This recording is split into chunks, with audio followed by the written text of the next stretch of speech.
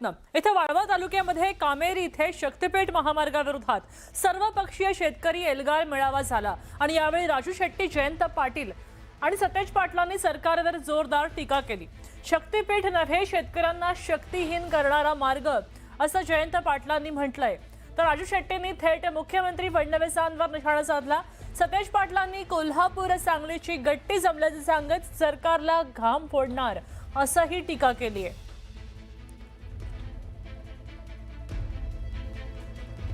अरे शक्तीपीठ जोडताय तर पंढरपूर का नाही जोडत?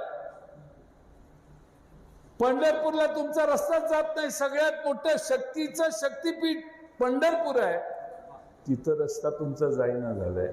महाशक्तीपीठ आहे का शेतकऱ्यांचा शक्ती काढून घेण्याचा शक्तीहीन मार्ग आहे? हा एक महाराष्ट्रातल्या जनतेने विचार केला पाहिजे। महाराष्ट्रातल्या, विदर्भातल्या, मराठवाड्यातल्या, पश्चिम महाराष्ट्रातल्या, कोकणातल्या लोकांच्या विकासासाठी हा रस्ता नव्हे, हा रस्ता करायचा आहे तो या देवेंद्र फडणवीसांच्या राक्षसी महत्वाकांक्षाला पैसा पुरवण्यासाठी हा रस्ता करायचा आहे आणि म्हणून तुम्ही हा रस्ता करायचा घाट घातलेला आहे। नाहीतर मग केंद्र सरकार करत असतं की, पण तुमचा हेतू स्वच्छ नाही आहे। सांगली कोल्हापूरची बऱ्याच दिवसानं गट्टी जमलेली आहे, आता गट्टी तोडायची नाही। ही सांगली कोल्हापूरची गट्टी निश्चितपणे राजू शेट्टींच्या माध्यमातून राज्याची शिट्टी वाजवायला कायम ठेवूया।